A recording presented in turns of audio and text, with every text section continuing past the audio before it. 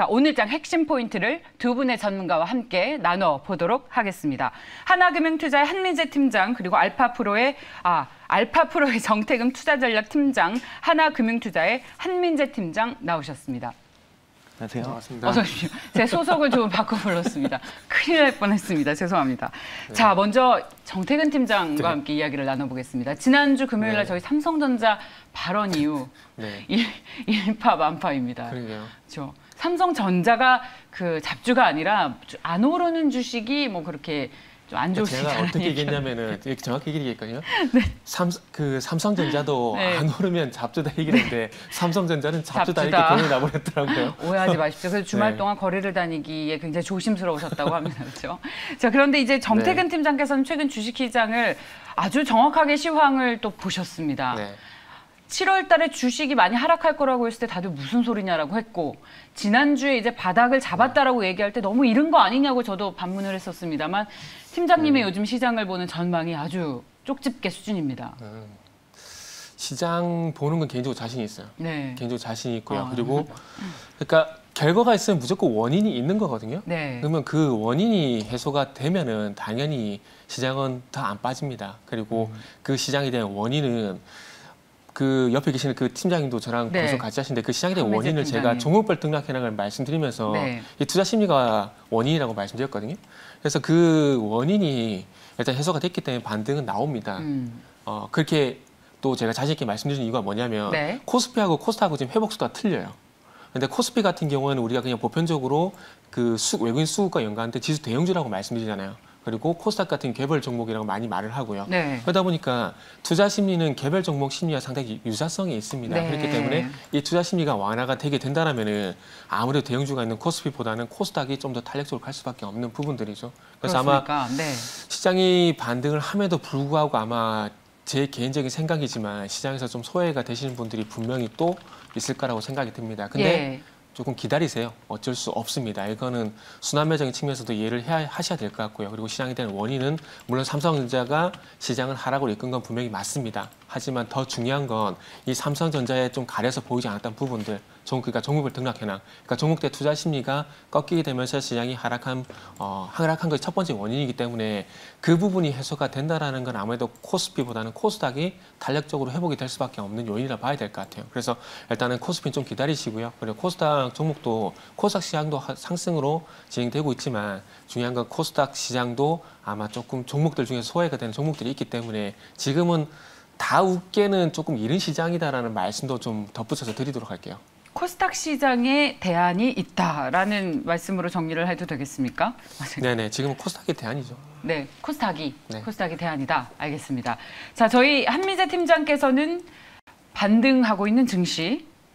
라는 얘기를 해주셨습니다. 이게 지금 반등을 하고 있다는 현상을 얘기를 해주시는 겁니까? 아니면 앞으로 더욱 반등폭이 커질 것이다라는 전망입니까? 지금 둘 다 맞는 소리긴 한데 저는 이제 후자 쪽에다가 조금 힘을 실어주고 싶습니다. 전망을 좀 해주십시오. 전망을. 일단은 지금 어느 정도의 반등은 나와 있는데 이제 앞으로의 반등을 좀 준비를 더 해야 된다라고 저는 생각을 하고 있습니다. 그래서 이제 한 번 더 점프를 하려면은 약간의 시간은 좀 필요하다 보니까 뭐 그런 부분들은 언제 반등이 나올지는 솔직히 정확히 예측할 수는 없지만 반등이 나올 것 같은 이제 조짐이 나오고 있죠. 일단은 뭐 코스피 같은 경우에는 앞에서 말씀해 주신 것처럼 코스닥보다는 회복 속도가 약간 더딘 그런 상태인데 코스닥 같은 경우에는 이미 21선을 지금 밟고 있는 상황입니다. 그래서 주가가 21선을 밟고 있는 상황이기 때문에 여기서 한번 이제 변곡점이 나올 수 있는 그런 부분들 있다고 먼저 말씀을 드려보고요. 그리고 일단 글로벌 증시를 좀 살펴보면은 뭐 미국 같은 경우에는 사실 증시가 너무 좋죠. 근데 이제 미국과 반면에 아시아 증시 같은 경우에는 최근에 좀 약간 주가가 많이 빠졌었고 지금 약간 회복에 나오고 있는 그런 상태이고 그리고 잭슨 홀 미팅에서 이제 테이퍼링 관련해가지고 테이퍼링은 한 11월에서 12월 정도로 연내에 시작을 할 건데 그 정도의 예상을 한다라고 이제 얘기가 나왔죠. 그래서 일단은 뭐 불확실성 같은 경우에 어느 정도 좀 걷어진 상태고 뭐 증시에 이제 악영향을 줄 수 있는 요소가 지금 당장은 크게 없지 않나 이렇게 생각을 해보고 있습니다. 그리고 또 국내에서 사실 이제 금리 인상이 나왔는데 이제 뭐 추가적으로 금리 인상이 나올 수도 있지만 미국에서는 금리 인상이 이제 진짜 빨라야 내년 이제 하반기 정도로 생각을 하고 있다 보니까 이제 추가적인 금리 인상이 안 나올 수도 있는 그런 상황이죠. 그래서 뭐 전반적으로 봤을 때 증시에 악영향을 끼치는 요소는 뭐 크게 없다라고 좀 말씀을 드려보고요. 중국 증시가 원래는 또 부담이 많이 있었습니다. 중국에서 규제가 많이 나오면서 뭐 증시 많이 밀렸고 그 관련해서 아시아 증시가 많은 영향을 받았었는데 지금 그 중국 같은 경우에도 지금 뭐 경기 둔화라든지 아니면은 뭐 주가가 너무 많이 빠지는 그런 영향이 좀 있었기 때문에 약간 경기 부양 쪽으로 선회를 하고 있지 않나 이렇게 생각을 해보고 있습니다. 뭐 최근에 규제가 나오는 속도가 좀 더뎌지는 그런 부분들도 있고 규제가 연일 거의 매일 나왔었는데 요즘에는 또 소식이 크게 없습니다. 네. 네. 그리고 뭐 지금 중국에서도 지금 특수채 발행이라든지 뭐 이런 인프라 투자를 확대하겠다라는 그런 의지가 좀 보이는 그런 모습이다 보니까 네. 뭐 전반적인 아시아 증시에서도 크게 위협을 할 수 있는 요소는 이제 많이 없다라고 좀 말씀을 드리고 싶습니다. 그래서 네. 지금 반등이 좀 어느 정도 나올 수 있는 그런 그림들이 좀 맞춰지고 있다라고 좀 생각을 해보시면 될 것 같고요. 그 지금 어쨌든 증시가 많이 빠지면서 낙폭과대주가 굉장히 많습니다. 평소에 좋다고 생각했었던 그런 회사들도 생각보다 너무 많이 빠졌기 때문에 이제 낙폭과대주 이제 위주로 해가지고 네. 비중을 조금씩 확대를 하시면 어떨까 이렇게 생각을 해보고 있습니다. 네, 자, 그 낙폭과대주가 뭔지는 잠시 후에 들어보도록 하겠습니다. 근데 우리가 이제 반등을 하겠다고 하면 반등 폭이 궁금합니다. 네. 그리고 지금처럼 찔끔찔끔 오르는 게 아니라 이제 완전히 악재를 딛고 완전히 이제 오른다라는 측면에서 보시는 것인지 아니면 바닥을 다지는 과정이다. 더 떨어질 일이 없다라고 보시는 건지. 어느 쪽입니까, 팀장님? 네, 일단은 이 지수를 예측을 하는 것 자체가 일단은 사실 쉽지 않은 그런 상황이긴 그러니까 뭐 한데 지수를 딱 맞춰달라기보다는 시장의 분위기가 이제 상승으로 아예 반전이 된 것인지. 저는 어느 정도 퍼즐은 맞춰졌다고 생각을 하고 있습니다. 그렇습니까? 지금 그 증시를 위협할 수 있는 요소들이 조금씩 해소가 되는 그런 상황이고 제가 생각했을 때는 이제 한 연말 전까지는 그래도 증시가 좀 괜찮지 않을까 생각을 해보고 있고 말씀해 주신 것처럼 어느 정도의 바닥은 지금 다져 있는 상태라고 생각을 하고 있습니다. 그래서 지금 부분에서는 뭐 이렇게 막 좀 너무 두려워하지 말고 조금씩 비중을 확대해 나가면서 위험 자산을 조금씩 가져가시는 게 어떨까 생각을 해보고 있고요. 네. 그리고 뭐 증시가 어쨌든 상승을 하려면은 어느 정도의 조정은 또 필요한 법이죠. 그래서 지금은 또 그런 증시 하락폭이 나올 수 있는 그런 조정이 나왔기 때문에 다 나왔다. 네, 그냥 어느 정도는 바닥이 좀 다져진 것 같습니다. 바닥이 나왔다. 여기서 또 3,100선을 크게 위협하는 그런 뭐 갑자기 엄청난 이벤트가 나오지 않는 한 3,100선은 깨지지 않을까 생각을 해보고요. 네. 말씀해주신 것처럼 코스닥 시장 너무 이제 앞으로 좋다고 생각을 하고 있습니다. 네. 말씀할 기회 계속 드리겠습니다. 네. 3,100선의 지지가 됐다라는 말씀으로 정리해 보겠습니다. 그렇다면 우리 한민재 팀장께서 말씀하셨던 많이 떨어졌던 낙폭과대주를 담아라. 어떤 업종인지 보겠습니다. 자, 오늘의 첫 번째 특징주입니다. 바로 건설주입니다. 그동안 많이 쉬었었죠. 대형 건설주들 그리고 GS건설을 비롯해서 건설과 건설 기자재주들이 오늘 많이 오르고 있습니다. 자, 먼저 이 정태근 팀장께 여쭤보겠습니다. 우리 시청자분들 응원 많이 해주시네요. 아, 진짜요? 네, 댓글에 괜찮다고 오해 안 하셨다고 응원들을 해주고 계십니다. 네. 자, 건설주가 먼저 오늘 왜 오르고 있는지 팀장께서는 어떤 의견이신지 두 분 모두 투자 매력이 있다라는 의견이신데 분석을 좀 해주시죠.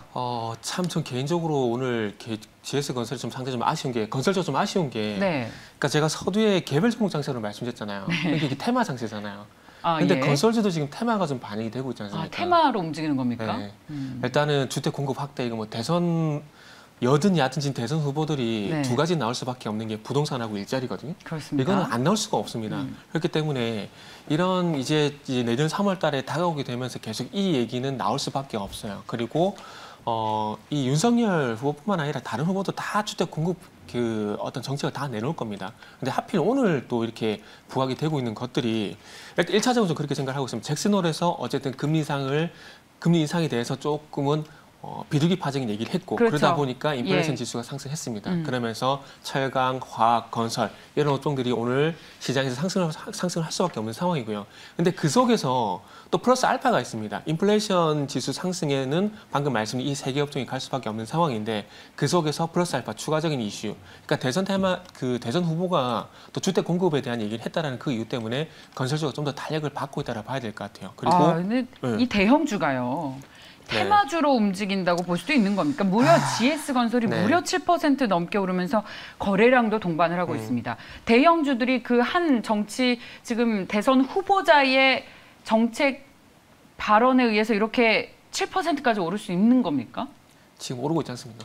이게 단순히 그런 정치 테마로 움직이는 거라고 볼 수 있는 겁니까? 정치 테마주는 조금 그러니까 기름을 더 부었다고 보는 게 맞겠죠. 그러니까 잭슨홀 얘기를 말씀드리면서 일단 인플레이션 지수가 상승했고 이 인플레이션과 연관성 있는 업종이 철강, 화학, 건설 이 3개 업종인데 여기다가 또 기름을 부은 게 또 대선 후보 테마 여기까지 반영을 되게 되면서 그 상승 폭이 더 많이 나왔다라고 생각하고 있습니다. 그리고 이거는 어떤 무슨 뚱딴지 같은 얘기 할 수도 있는데 또 아파트에 브랜드가 있지 않습니까? 자이요. 그죠. 그러니까 브랜드 선호도 조사를 해보게 되면은 제 나이 또래는 다 자이예요. 거의 99.9%가 자이입니다.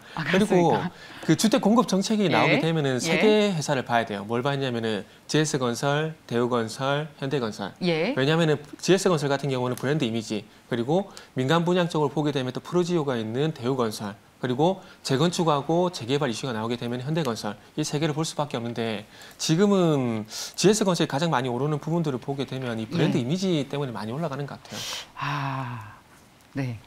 좀 탐탁찮죠? 근데 진실은 항상 이거다 싶은 이유가 없는 게 상당히 많아요. 자, 저희가 제가 너무 시간이 벌써 많이 가버려서 저희 이제 포인트들만 좀 얘기를 좀 해야 될 것 같습니다. 저희 이 시간이 한 11분 정도 가집니다.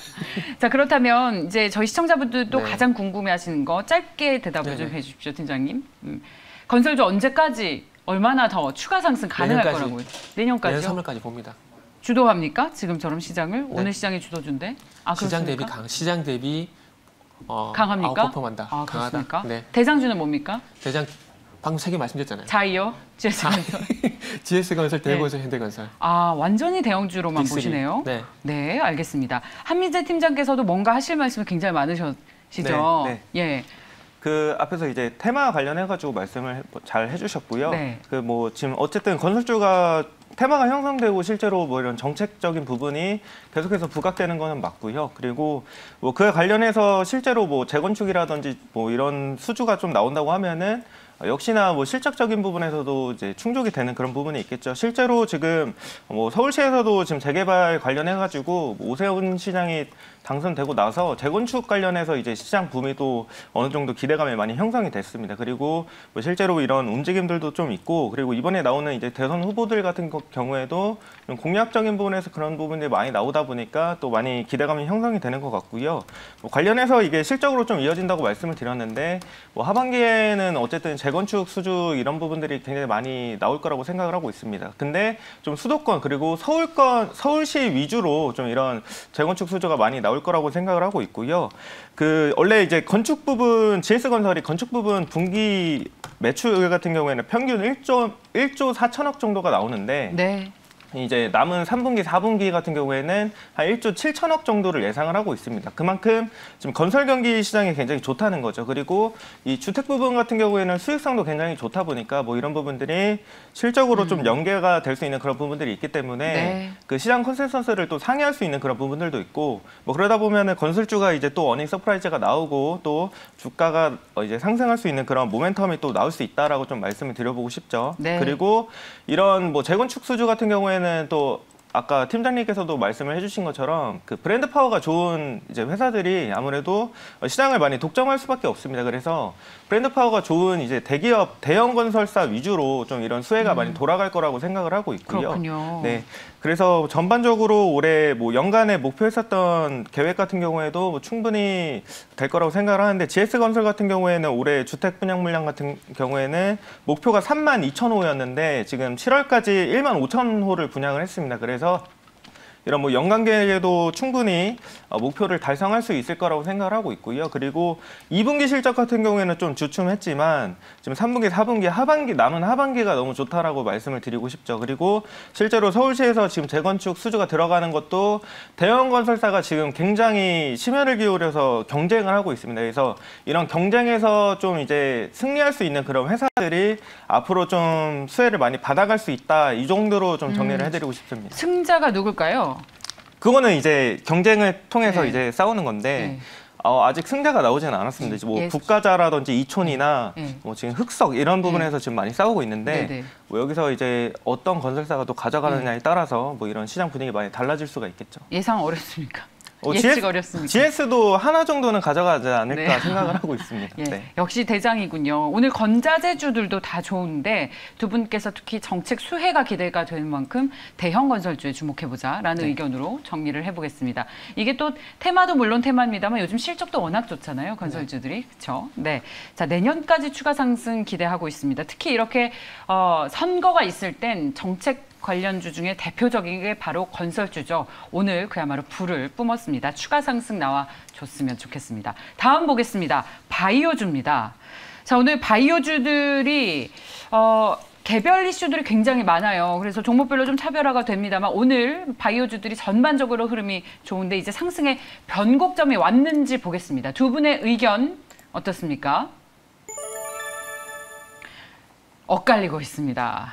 아니다. 정태근 팀장님. 변곡점이 아닙니까?